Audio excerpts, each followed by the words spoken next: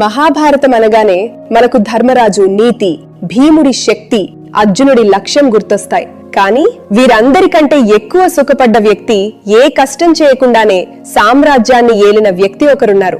ఆయనే కురు వృద్ధుడు ధృతరాష్ట్రుడు. పుట్టుకతో అంధుడైన విధి ఆయనకిచ్చిన వరాలు చూస్తే ఎవరైనా ఆశ్చర్యపోవాల్సిందే. అసలు ధృతరాష్ట్రుడు అంత అదృష్టవంతుడు ఎలా అయ్యాడో ఇప్పుడు చూద్దాం. శాస్త్రం ప్రకారం అంధుడికి రాజు అయ్యే అర్హత లేదు.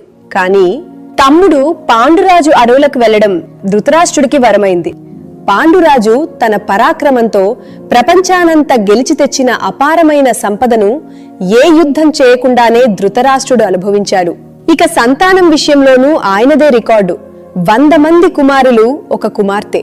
వీరు చాలదన్నట్లు ఒక దాసి ద్వారా మరో కుమారుడు. లోకంలో ఏ రాజుకు లేనంత మంది సంతానం ఒక్క ధృతరాష్ట్రుడికే సొంతం. ధృతరాష్ట్రుడు అస్సలు అదృష్టం పాండవుల రూపంలో ఉంది. ధర్మరాజు తన పెదనాన్నను దైవంగా భావించేవాడు.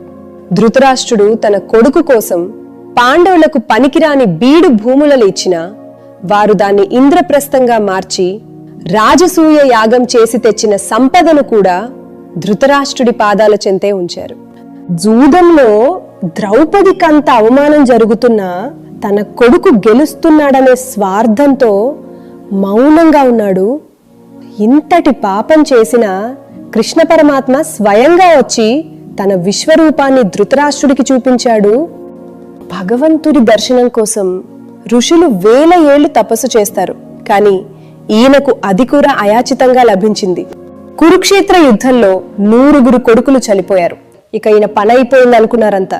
కానీ అప్పుడు కూడా పాండవులు ఆయనను మహారాజులాగే గౌరవించారు. అన్నిటికీ మించి జీవిత చరమాంకంలో వ్యాస మహర్షి దయతో చనిపోయిన తన 100 కొడుకులను తిరిగి ప్రాణాలతో చూసి వారితో సమయం గడిపే అదృష్టం కూడా ఆయనకే దక్కింది. లోకంలో ఇంతకంటే అదృష్టం ఇంకేముంటుంది? అందుకే అంటారు, గుర్రం గుడ్డిదైనా దానాకి తక్కువ లేదని. నేటి కాలంలోనూ పర్ల సొమ్ముపై ఆశపడే ఇలాంటి ధృతరాష్ట్రులు మనకు కనిపిస్తూనే ఉంటారు. మీరేమంటారు?